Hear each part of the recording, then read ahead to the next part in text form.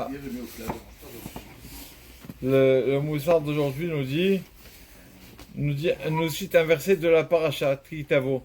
Paracha Kitavo, il y a là-bas, il y a 98 malédictions. Il y a des gens, ils ont cette coutume de sortir à cette paracha, ils sortent de la synagogue. Ils ont peur. Bon. Et cette paracha qui parle de malédiction, après la paracha la Torah cite une raison de ces malédictions. Tachat Shalavata, parce que tu n'as pas servi Hachem, Bessimra, tu n'as pas servi Hachem, ton Dieu, avec joie.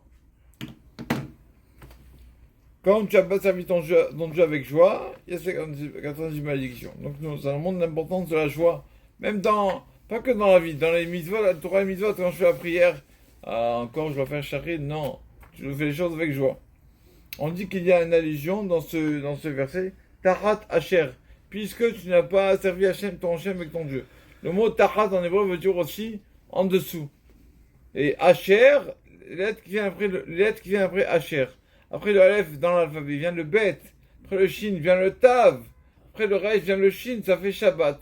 Shabbat, tu n'as pas été avec joie Shabbat, encore plus grave que la semaine. Donc c'est important d'être en joie. La semaine, c'est important. Le plus important encore d'être en joie, le Shabbat.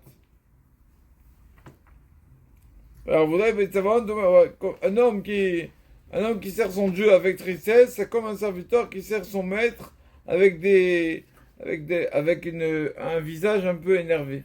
Comme un enfant qu'on lui débarrasse, ouais, ça va. Il prend l'assiette comme ça, avec la main gauche, il prend l'assiette. Comme ça. Toute chose qu'on a envie de faire, on prend la main gauche. Alors c'est pour ça que quand on enlève le talit le matin, il faut l'enlever avec la main gauche. Montre que c'est dur de se débarrasser de lui.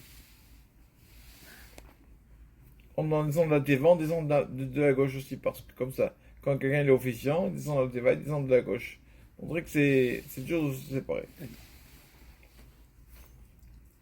Voilà. C'est marqué dans le roi Salomon. Quand j'ai mis à agir, l'autre aussi le la tristesse n'est pas bonne pour le service d'Hachem. La preuve, on voit de Yaakov Vinu, que pendant 22 ans, il était séparé de son fils Yosef. Quand ils ont dit Yosef a été dévoré par une bête. Donc 22 ans, pendant 22 ans, il n'est pas son fils. Et pendant 22 ans, il n'a pas eu la résidence divine qui s'est présentée à lui. Parce qu'il était dans la tristesse. Quand on est dans la tristesse, on peut atteindre des niveaux comme ça. Et quand Yaakov, il a revu son fils après 22 ans, Yaakov, il a retrouvé son fils, alors le résidence divine s'est réapparu à lui. Parce que quand on est en tristesse, on ne peut pas avancer dans la Torah.